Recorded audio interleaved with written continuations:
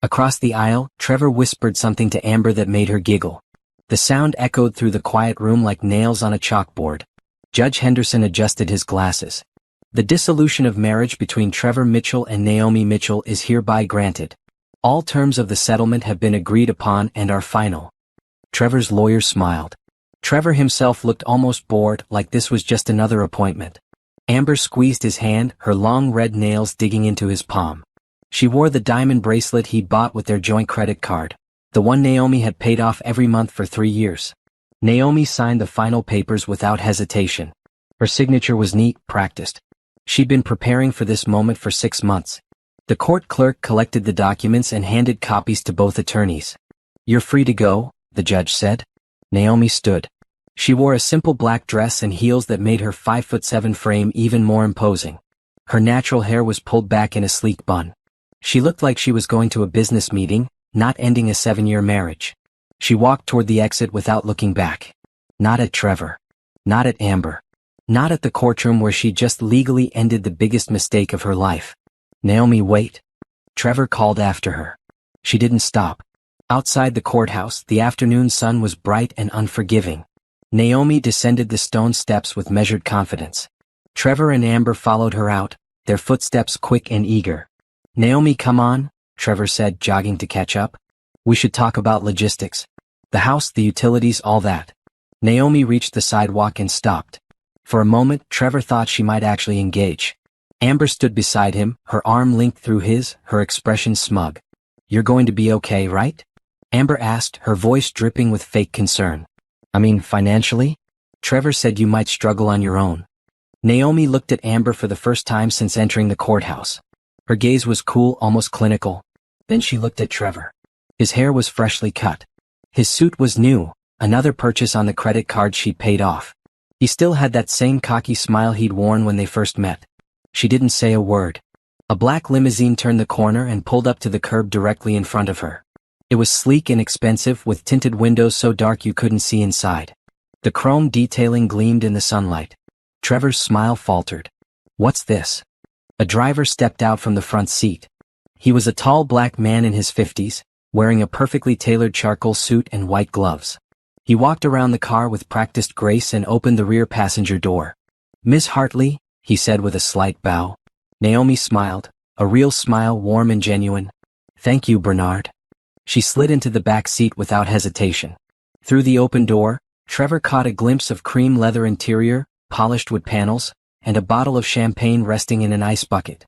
Someone was already inside, a man in an expensive suit, his face partially hidden in shadow. Bernard closed the door with a solid, final thud. He returned to the driver's seat, and the limousine pulled away from the curb smoothly, silently. Trevor stood frozen on the courthouse steps. Amber's mouth hung open. "Who the hell was that?" Amber asked. Trevor didn't answer. He couldn't. He watched the limousine disappear down the street, his mind racing. Naomi had never mentioned knowing anyone who rode in cars like that. She'd never mentioned having money. She'd always been so careful with finances, always talking about budgets and savings. "Trevor?" Amber tugged on his sleeve. "Who was that man in the car?" "I don't know," Trevor said quietly. For the first time since he'd started his affair, a cold feeling of dread settled in his stomach. Naomi had walked away from their marriage like it was nothing. No tears. No anger. No begging. And now she was riding away in a limousine that probably cost more than his yearly salary. "Maybe it's just a friend giving her a ride," Amber said, but her voice was uncertain. Trevor's phone buzzed. A text from his credit card company, payment overdue. $4,200 balance. He'd been counting on Naomi to pay it off like she always did. She always handled their finances, always made sure everything was covered. "Come on," Amber said, pulling him toward her beat-up Honda Civic in the parking lot. "Let's go celebrate. We're finally free." But Trevor couldn't shake the image of Naomi sliding into that limousine like she owned it, like she belonged there, like she'd been waiting for this moment all along. What did he really know about his ex-wife? And what had he just lost? 3 years before the divorce, Naomi sat in her grandmother's hospital room, holding the old woman's frail hand. Dorothy Hartley had lived 93 years with dignity and grace. Now, in her final hours, she wanted to make sure her granddaughter understood what was coming. "The trust fund," Dorothy whispered, her voice weak but clear. "You can access it when you turn 30. $12 million. But Naomi, you listen to me. Naomi leaned closer. I'm listening, Grandma. Don't tell that husband of yours. Not yet. I don't trust him. Grandma, Trevor's a good man. He married you without asking about your family. He doesn't know the Hartley name means anything. That tells me he doesn't care about where you come from. Dorothy squeezed her granddaughter's hand with surprising strength. Promise me you'll wait. See who he really is before you share this with him. Naomi promised, though at the time she thought her grandmother was being paranoid. Dorothy died that night. At the funeral, Trevor complained about taking time off work. He didn't understand why Naomi needed a full week to grieve. He'd never met Dorothy, always had some excuse when Naomi suggested visits. The reading of the will happened on a Tuesday. Naomi went alone, telling Trevor it was just formalities. The lawyer, an elderly man named Mr. Pemberton, laid out everything in his office. Your grandmother's estate is quite substantial, he said, sliding papers across his desk. The primary asset is a trust fund established in 1975. Current value, $12,400,000. You can access it now that you're 30. Naomi's hands trembled. $12 million? Your grandmother was very wise with investments. The Hartley family made their fortune in textiles and real estate in the 1920s. Your grandmother preserved and grew that wealth carefully. Mr. Pemberton folded his hands. She left specific instructions. She wanted you to be independent before accessing these funds. She wanted you to know your own strength first. Naomi thought about Trevor at home, probably playing video games, completely unaware that his wife had just inherited more money than he'd make in 3 lifetimes. What should I do? She asked. That's entirely up to you, Mr. Pemberton said. But your grandmother also left advice. She said to invest in real estate. Property can't lie to you, she said. It can't cheat on you. It's solid ground beneath your feet. Naomi left the lawyer's office with a certified check and a head full of thoughts. She drove home slowly, trying to process everything. $12 million. Financial freedom. The ability to do anything she wanted. She pulled into the driveway of their modest 3-bedroom house. Trevor's car was already there. She sat in her vehicle for a long moment, staring at their home. They'd been married for 4 years. They were comfortable, happy enough. Trevor worked in sales for a medical supply company. She was a corporate accountant at a mid-sized firm. They had plans to start a family soon. Inside, Trevor was on the couch with a beer watching a basketball game. Hey babe, he said without looking away from the screen.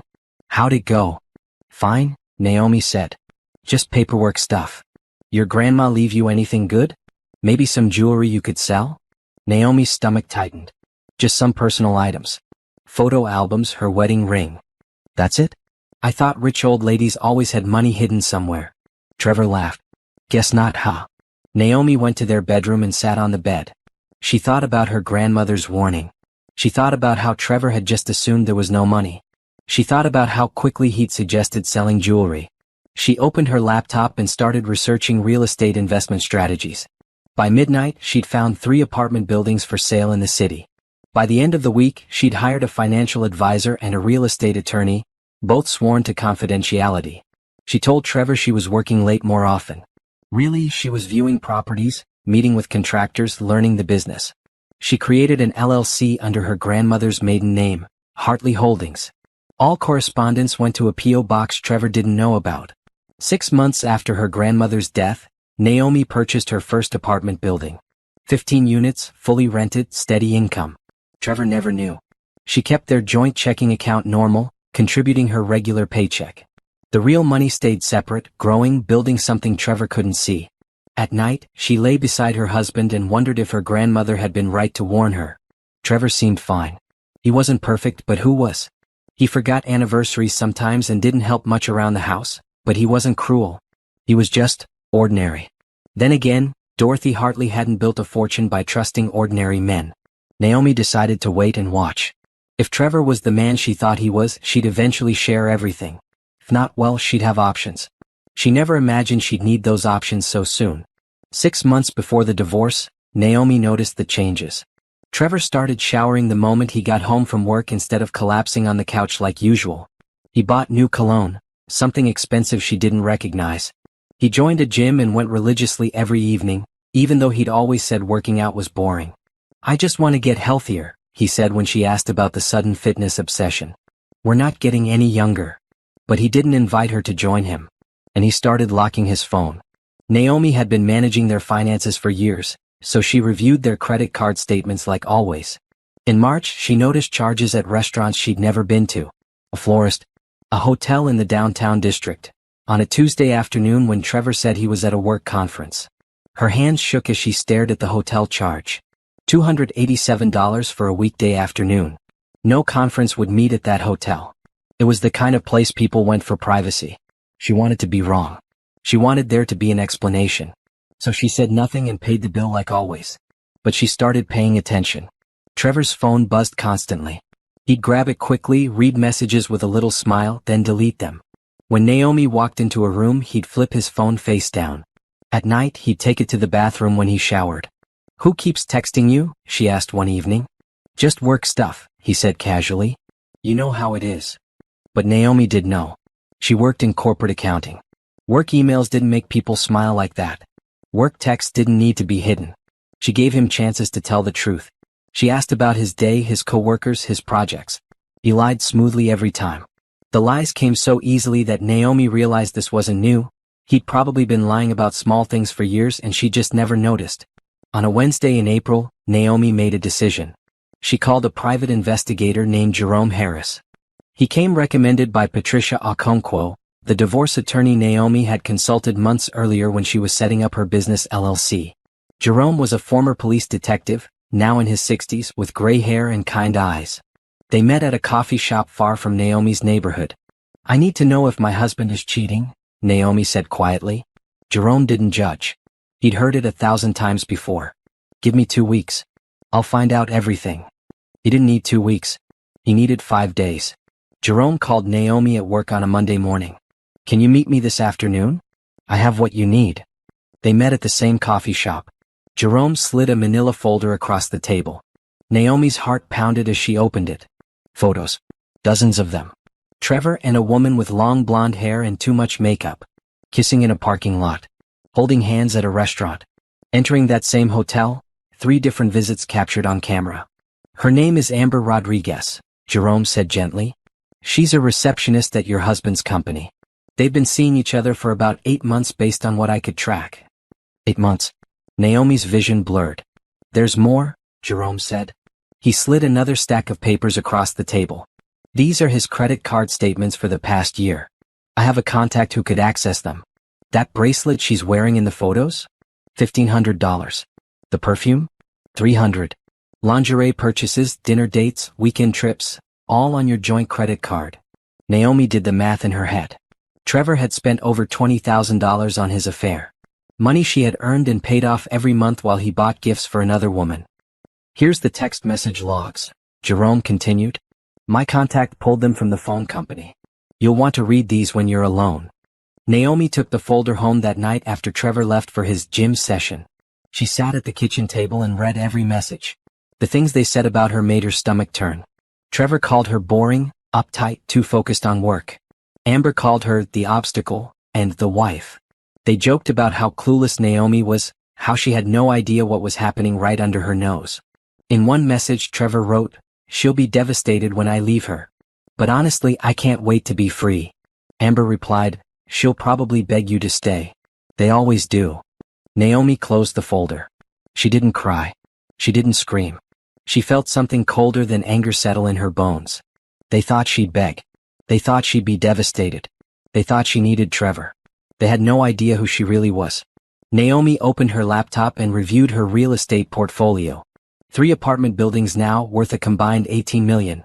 Monthly rental income, $95,000. Her trust fund had grown to $14 million through careful investments. She pulled up her bank account statements. Her personal wealth, hidden from Trevor this entire marriage, totaled $32 million. Naomi picked up her phone and called Patricia Okonkwo. "I'm ready to file," she said. "And I want him to get nothing." While Trevor continued his affair, believing Naomi was clueless, she built an empire in the shadows. Every evening when Trevor left for the gym, Naomi attended property viewings, contractor meetings, and investment consultations.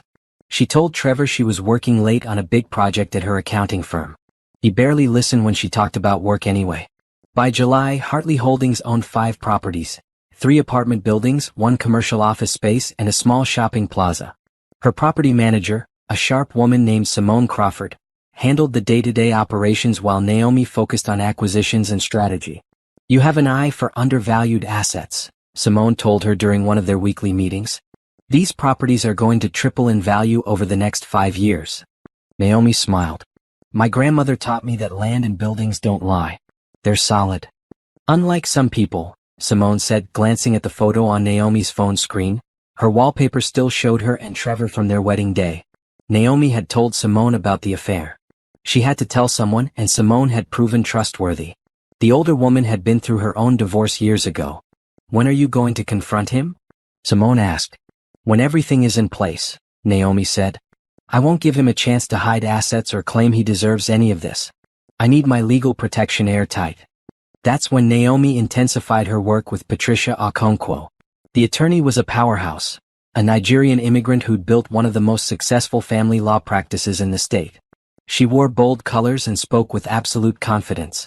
"Your prenuptial agreement is your shield," Patricia explained, reviewing the document Trevor had insisted they sign before marriage. "He wanted to protect his assets in case you made more money than him. Ironic, isn't it?" "Very," Naomi said.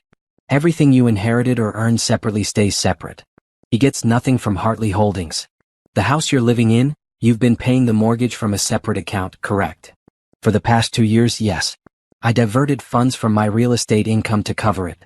Trevor thinks his paychecks are covering it, but I've been depositing his contributions into a savings account he doesn't know about." Patricia grinned. "That house is yours then. He'll have to move out." They spent weeks preparing. Patricia gathered all the evidence of Trevor's affair, his financial irresponsibility, and his violations of their prenuptial agreement.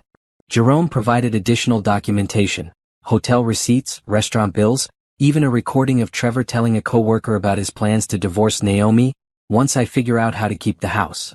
In August, Naomi purchased her 6th property, a luxury apartment building with a penthouse unit. She had the penthouse furnished in secret. Custom furniture, modern art, a kitchen with top-of-the-line appliances. It was her escape plan, ready when she needed it. Trevor noticed nothing. He was too busy with Amber. Naomi watched him lie to her every day. He'd kiss her goodbye in the morning, tell her he loved her, then spend his lunch break texting his mistress.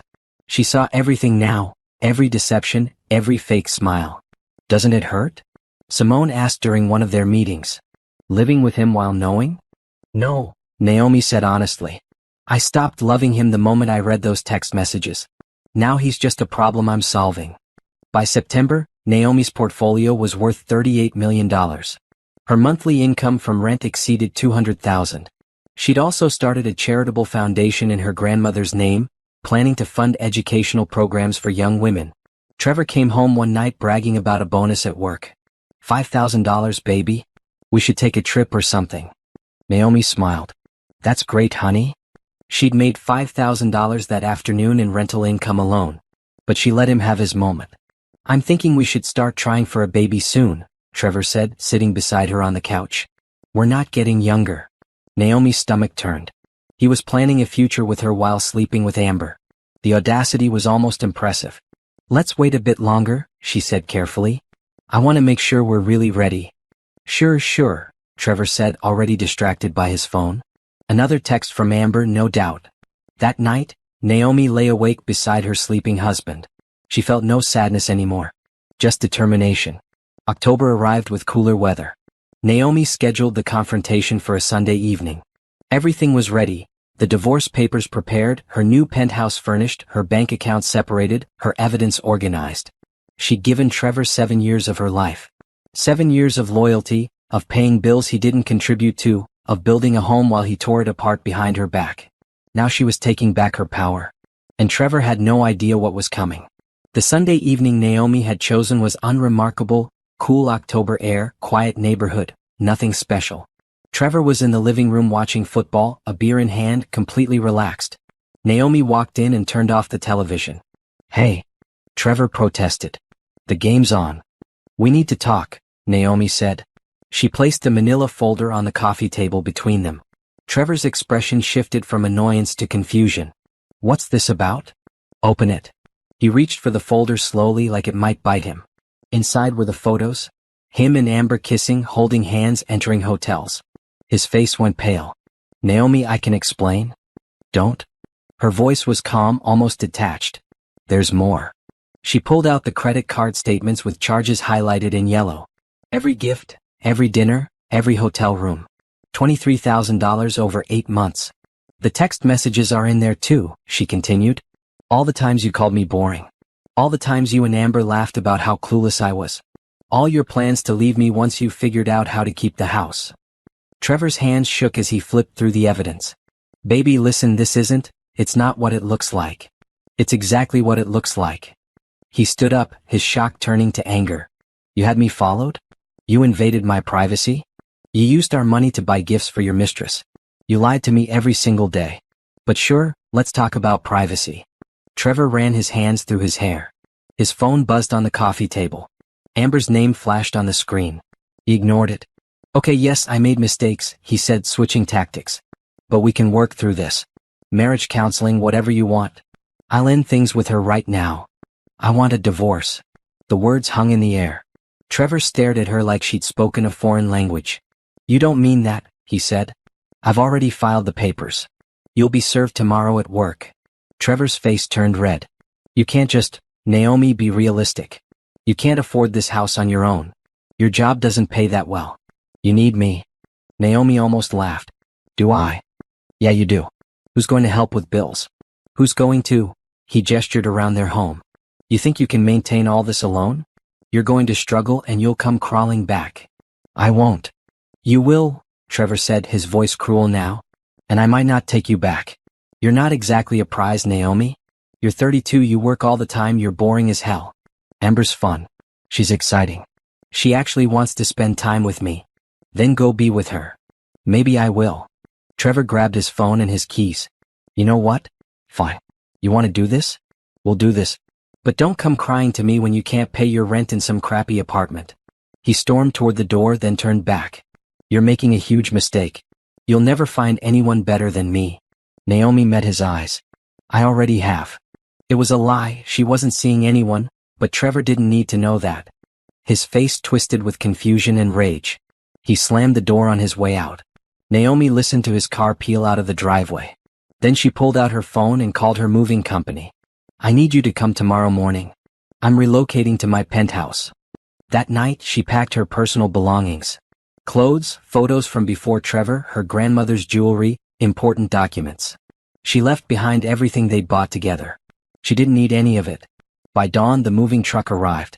Professional movers loaded her boxes efficiently. Naomi took one last look at the house she'd been paying for while Trevor thought he was the provider.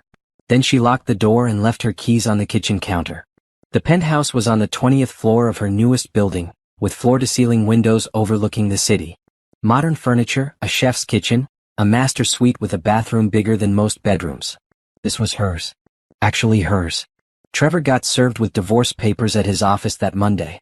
According to Jerome, who still had contacts at Trevor's company, he'd thrown the papers across the room and stormed into his boss's office demanding time off. He was denied. He called Naomi 73 times that day. She blocked his number. He showed up at her old address that evening, the house she'd left. He pounded on the door, but she wasn't there. A neighbor told him she'd moved out. Trevor's confusion must have been spectacular. He tried her office. Security wouldn't let him past the lobby. Finally, he sent an email. Naomi, please. We need to talk about the settlement. Be reasonable. We can work this out. Naomi forwarded the email to Patricia without responding. He has no idea what's coming, does he? Patricia said during their phone call. None, Naomi confirmed. Good, Patricia said. Let's keep it that way until the court date. The settlement conference happened 3 weeks after Trevor was served. He walked into Patricia's office expecting a negotiation. Instead, he got a demolition. Patricia's conference room was pristine. Glass table, leather chairs, walls lined with law books. Trevor sat across from Naomi with his attorney, a young guy named Craig who looked fresh out of law school and completely overwhelmed. Let's get started, Patricia said, opening a leather portfolio. My client is seeking a clean dissolution of marriage with division of assets according to the prenuptial agreement signed in 2016. Craig cleared his throat. My client believes the prenuptial agreement should be renegotiated.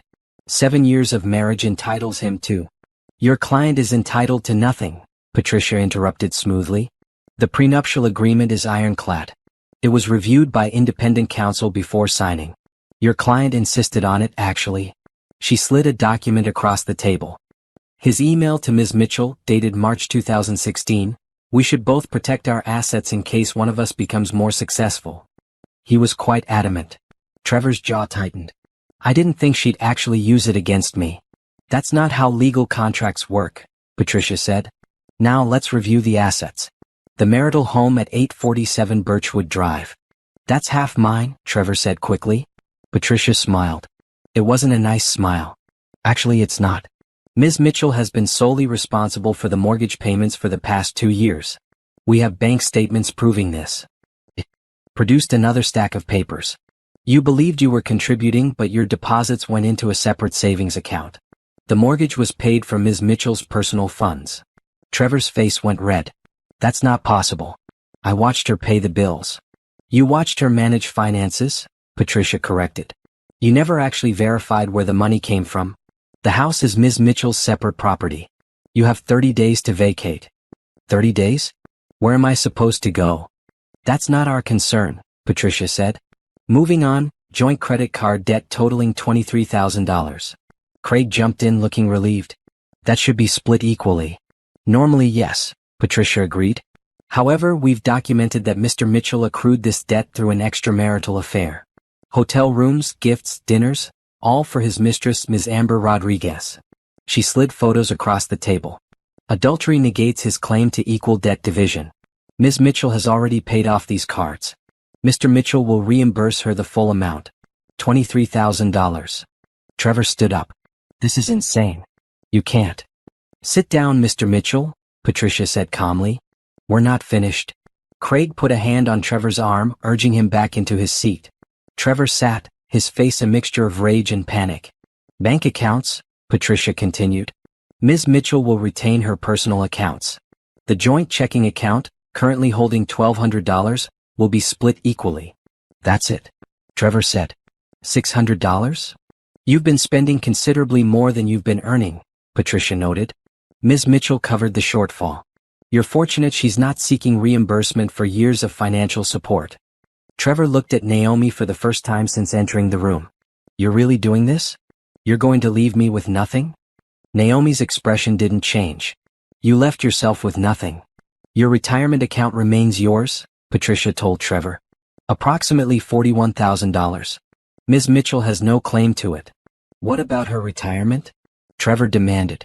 "Ms. Mitchell's retirement accounts are her separate property, established before the marriage. The prenuptial agreement is clear on this." Trevor turned to Craig desperately. "Do something." Craig looked at his notes, then at the prenuptial agreement, then at Patricia's evidence. "Mr. Mitchell, she's right. The agreement you signed protects her separate assets. And the affair, it compromises your position significantly. This is because I cheated? One mistake and she gets everything?" 8 months isn't a mistake," Naomi said quietly. "It's a choice you made every single day." Trevor's phone buzzed. He glanced at it, Amber calling again. He declined the call. "There's one more thing," Patricia said. "Ms. Mitchell is willing to waive the $23,000 debt reimbursement on one condition." Trevor leaned forward, grasping at hope. "What condition?" "You sign these papers today and never contact Ms. Mitchell again. No calls, no texts, no emails, no showing up at her home or workplace. A clean break." "And if I don't agree?" "Then we go to court where all of this becomes public record," Patricia said. "Your employer will learn you violated company policy by having an affair with a subordinate. Ms. Rodriguez is a receptionist. You're in management. That's a fireable offense. Your friends and family will learn the details of your infidelity. And you'll still end up with the same settlement, but you'll owe the $23,000 plus legal fees." Craig whispered something to Trevor. Trevor closed his eyes, defeated. "Where do I sign?" he asked. Patricia slid the divorce decree across the table. Trevor signed with shaking hands. Naomi signed her name next to his. Calm, steady, final. "The court will finalize this in 60 days, Patricia said. "Mr. Mitchell, you have 30 days to vacate the property. Ms. Mitchell will not be present during your move. Leave your keys on the kitchen counter when you're done." Trevor stood without another word and walked out. Craig gathered his papers and followed, apologizing to Patricia for wasting her time. When they were gone, Patricia turned to Naomi. "How do you feel?" "Free," Naomi said. And she meant it. 3 months after the divorce was finalized, Naomi sat in a conference room at the Chicago Hilton, surrounded by real estate developers and investors. The National Commercial Real Estate Summit was the biggest industry event of the year, and Hartley Holdings had been invited to present. Naomi stood at the podium, a slideshow behind her showing her portfolio, 8 properties now worth $45 million combined. She wore a navy blue suit, her natural hair in elegant locks, her confidence radiating through the room. "Affordable housing isn't just good ethics," she told the audience. "It's good business. The demand is there. The need is there.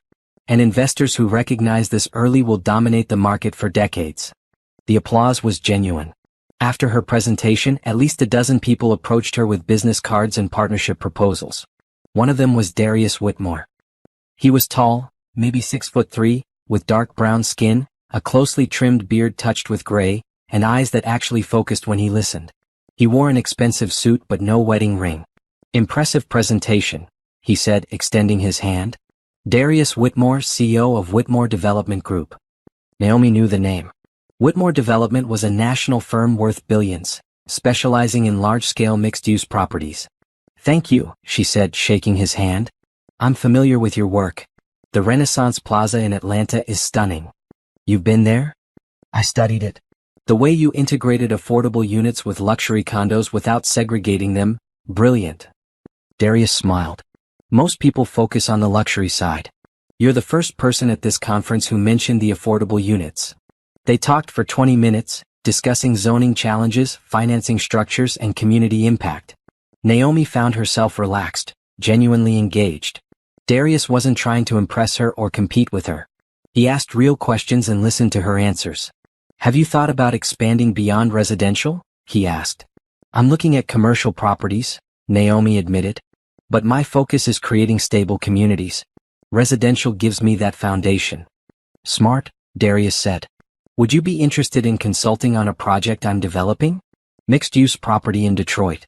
I could use someone with your perspective." "Consulting or partnership?" "Partnership," Darius said without hesitation. "I don't need a consultant. I need a partner who actually cares about the communities we're building in." Naomi considered it.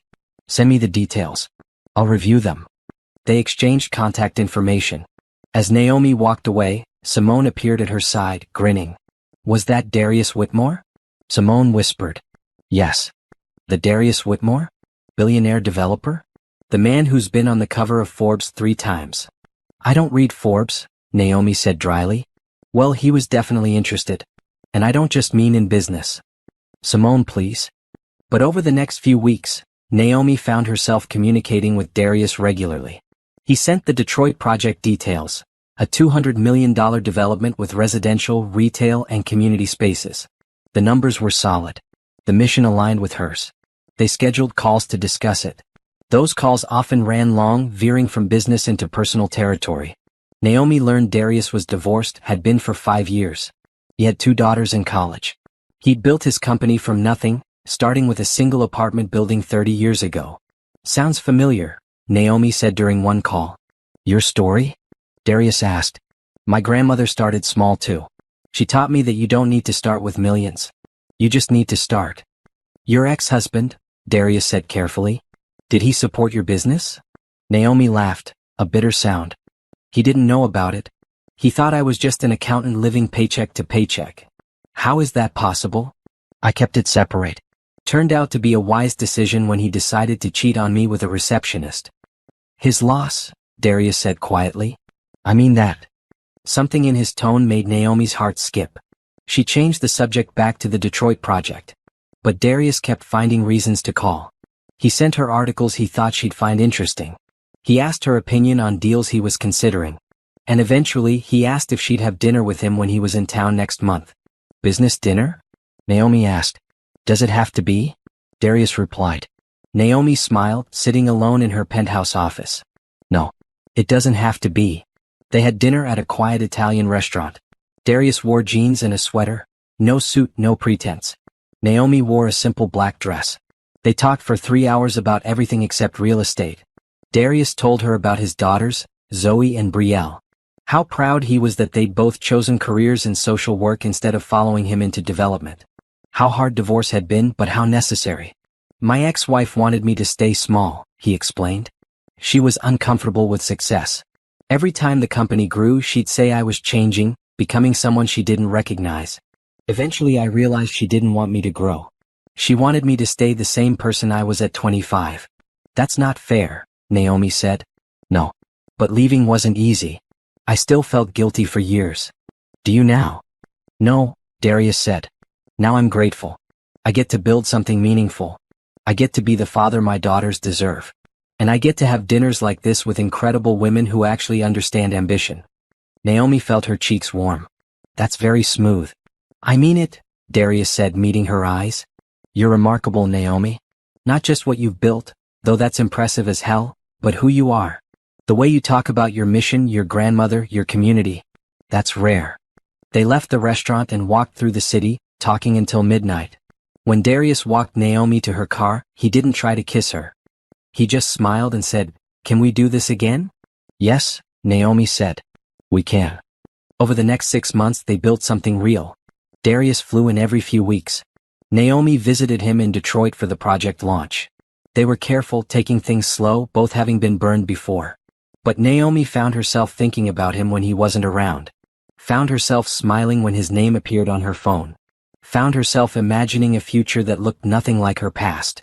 And for the first time since her divorce, she felt genuinely happy. Trevor's life fell apart in stages, like a building collapsing floor by floor. The first blow came when he moved in with Amber. He'd expected sympathy, romance, a fresh start.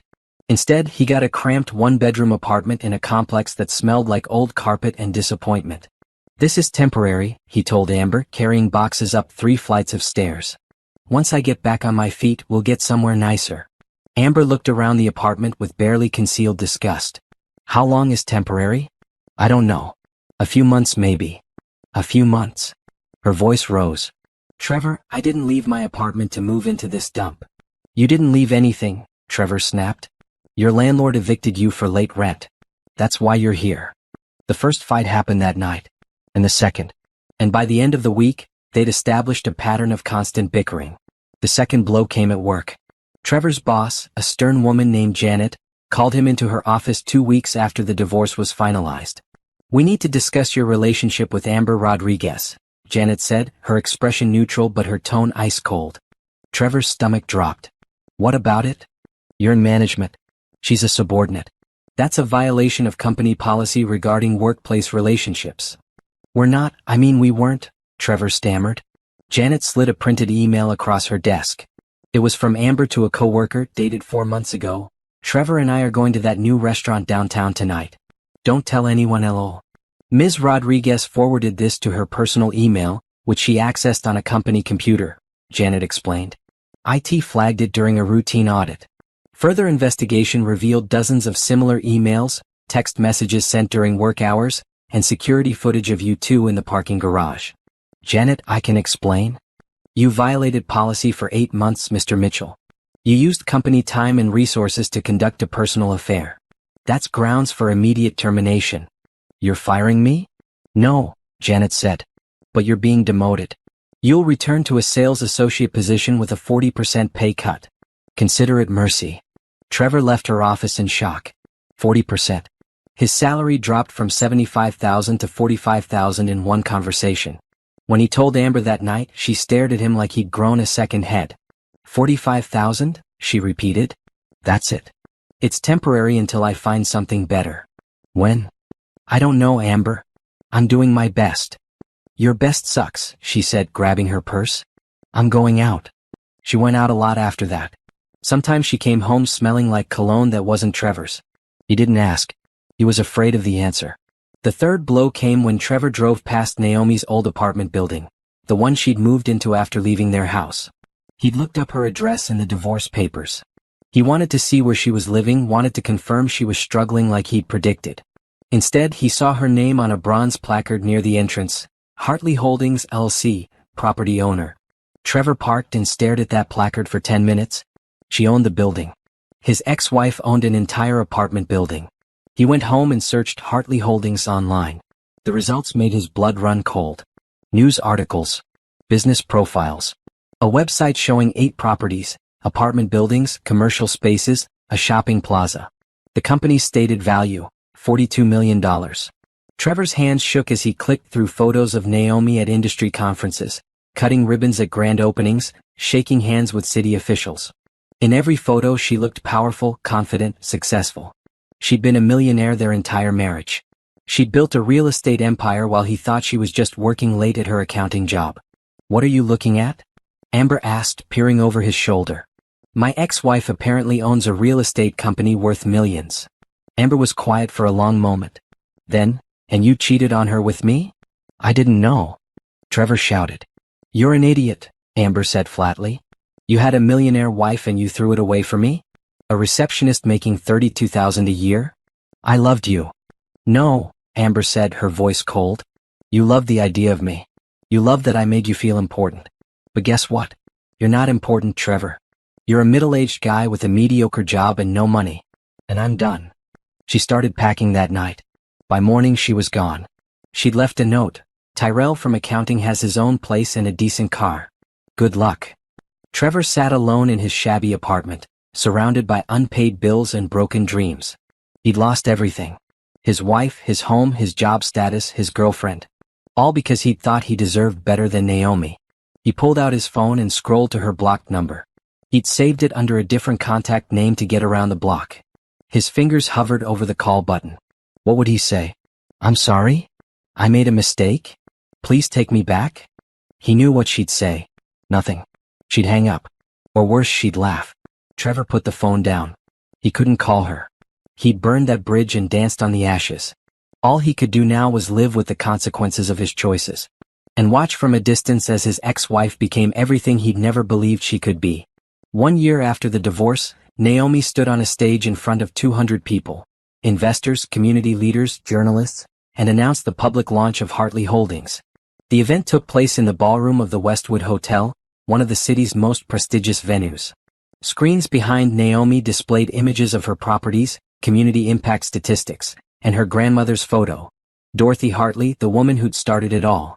"My grandmother taught me that wealth isn't just about money," Naomi said into the microphone.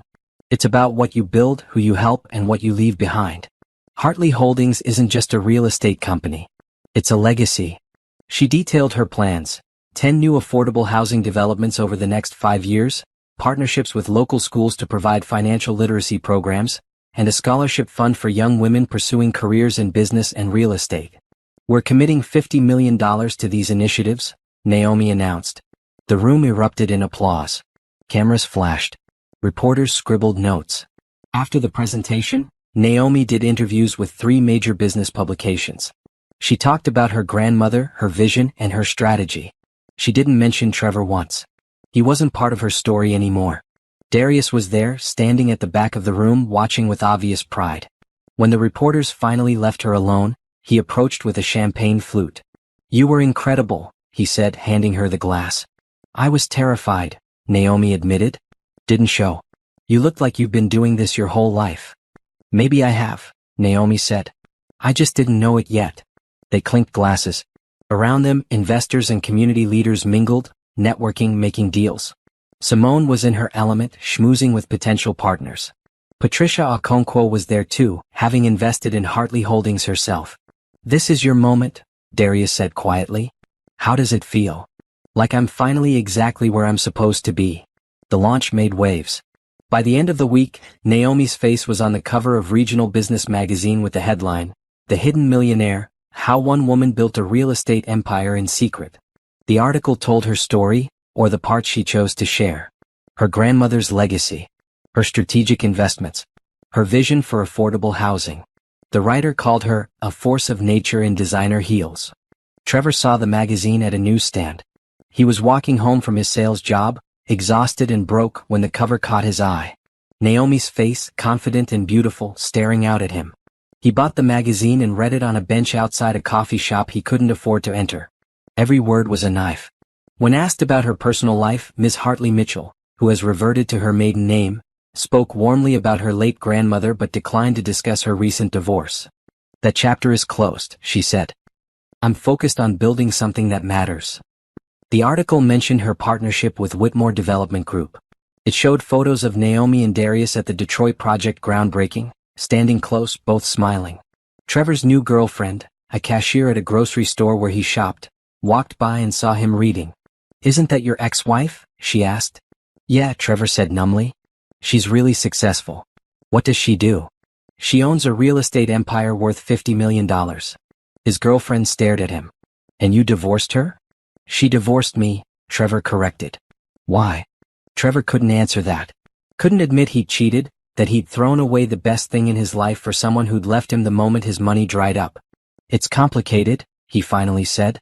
His girlfriend shrugged and kept walking.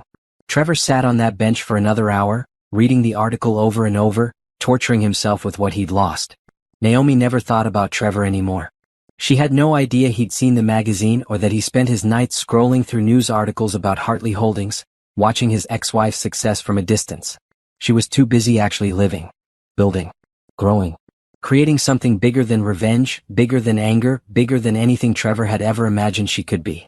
And in the quiet moments, when she and Darius talked late into the night about their next project or their dreams for the future, Naomi realized something profound. The best revenge really was living well. She'd won. Not because Trevor had lost, but because she'd found herself.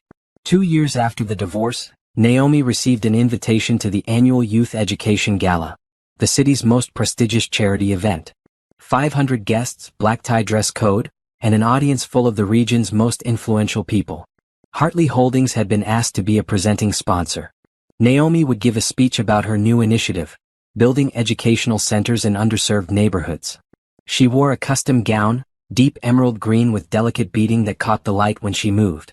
Her locks were styled in an elegant updo. Diamond earrings, her grandmother's, sparkled at her ears. Darius arrived at her penthouse to pick her up. He wore a classic black tuxedo and couldn't take his eyes off her. "You look stunning," he said. "You clean up pretty well yourself," Naomi teased. They'd been officially together for 6 months now, taking their time, building something real. His daughters had visited last month and Naomi had taken them to brunch. Zoe and Brielle were smart, kind young women who'd welcomed Naomi warmly. No pressure, no expectations, just genuine connection. The gala was held at the Grand Ballroom downtown. Chandeliers glittered overhead. A string quartet played classical music. Waiters circulated with champagne and hors d'oeuvres. Naomi mingled with donors, city council members, and fellow business leaders. She'd become comfortable in these spaces, not because she was trying to fit in but because she belonged here. What she didn't know was that Trevor was there too. After losing his sales job 6 months ago, Trevor had taken work wherever he could find it. Tonight, he was part of the catering staff, a server carrying trays of champagne through the crowd, invisible to the wealthy guests. He'd cut his hair shorter, trying to look professional. His white server's jacket was crisp but cheap. He'd gained weight from stress and poor eating habits. At 35, he looked 45. Trevor recognized several people from his old life, colleagues who'd moved up while he'd crashed down. They didn't recognize him in his server's uniform. He was part of the background now. Then he saw Naomi. She stood near the stage talking with the mayor. Even from across the room, she was radiant, confident, happy. Nothing like the woman he'd left crying in their living room, except she'd never cried. He'd imagined she would, but she never had. Beside her stood a tall man in an expensive tuxedo. Trevor recognized him from the magazine article. Darius Whitmore, billionaire developer. The man put his hand on the small of Naomi's back, a gesture so natural and comfortable it was clear they were together. Trevor's hand shook. Champagne glasses rattled on his tray. "Careful," his supervisor hissed, walking past. Trevor steadied himself and moved through the crowd, serving drinks, trying not to look at Naomi. But he couldn't help it. She was magnetic. The program began. Naomi was introduced as the keynote speaker. She walked onto the stage to enthusiastic applause, confident and poised. "Good evening," she said into the microphone, her voice clear and strong. 2 years ago, I made a promise to myself and to my late grandmother. I promised to build something that mattered. Not just financially successful but meaningful. Something that would change lives. Trevor stood in the service area watching from the shadows. "Tonight, I'm honored to announce Hartley Holdings' largest commitment yet, a $50 million investment in educational centers across our city. These centers will provide after-school programs, college prep courses, financial literacy training, and career counseling, all completely free to students who need them most. The crowd erupted in applause. People stood. Naomi smiled, gracious and humble. Education changed my life, she continued. My grandmother, Dorothy Hartley, made sure I had opportunities she never had. She taught me that wealth is a responsibility. We don't just build buildings, we build futures. More applause. Trevor felt sick. $50 million. Naomi was pledging $50 million while he was serving champagne for $15 an hour. After her speech, Naomi returned to her seat.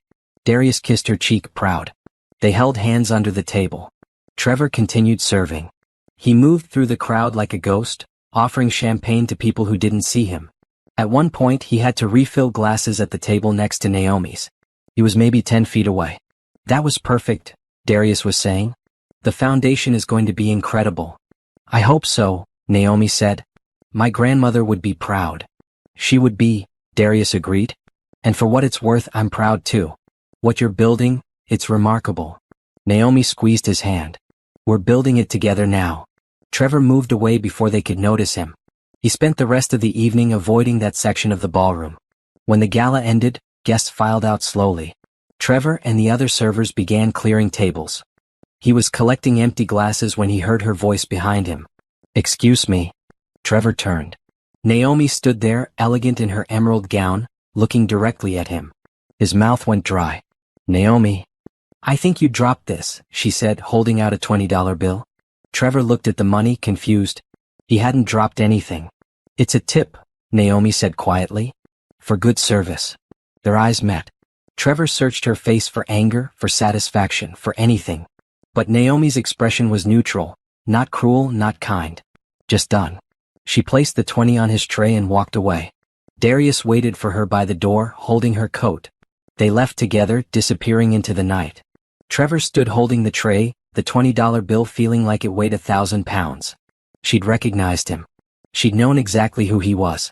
And she treated him the same way he treated her during their divorce, like he was nothing. Like he didn't matter enough to hate. That hurt worse than anything else possibly could. Trevor finished his shift and walked home to his studio apartment. He passed a newsstand and saw the latest issue of Business Monthly. Naomi's face was on the cover again. Hartley Holdings CEO pledges $50 million to education. He kept walking. There was nothing else he could do. Meanwhile, Naomi and Darius arrived at her penthouse. She kicked off her heels and sank onto the couch with a satisfied sigh. You were amazing tonight, Darius said, sitting beside her. Thank you for being there, Naomi said. It means everything. Nowhere else I'd rather be. He paused. Did you know your ex-husband was working that event? Naomi nodded. I saw him early in the evening. Jerome still keeps tabs on him occasionally. He lost another job a few months ago. How do you feel about that? Naomi considered the question. 2 years ago, she might have felt satisfaction at Trevor's struggles. Now she felt nothing. I feel free, she said finally. He's not my problem anymore. He's not my responsibility. He made his choices. I made mine. No regrets. Only that I didn't leave sooner. Naomi smiled. But then again, if I had, I might not have built all this. I might not have met you. Darius pulled her close. Everything happens for a reason? Maybe. Or maybe we just make the best of what happens to us. They sat in comfortable silence, looking out at the city lights below. Naomi thought about her grandmother, about the trust fund, about the empire she'd built from pain and determination. She thought about Trevor serving champagne in the background while she pledged $50 million to change lives. She'd won. Completely, totally, absolutely won. Not because Trevor had lost, but because she'd become someone who didn't need revenge. Someone who'd turned betrayal into purpose. Someone who'd built a legacy that would outlast any marriage. Naomi fell asleep that night in Darius's arms, in her penthouse that she owned, in a life she'd created entirely on her own terms.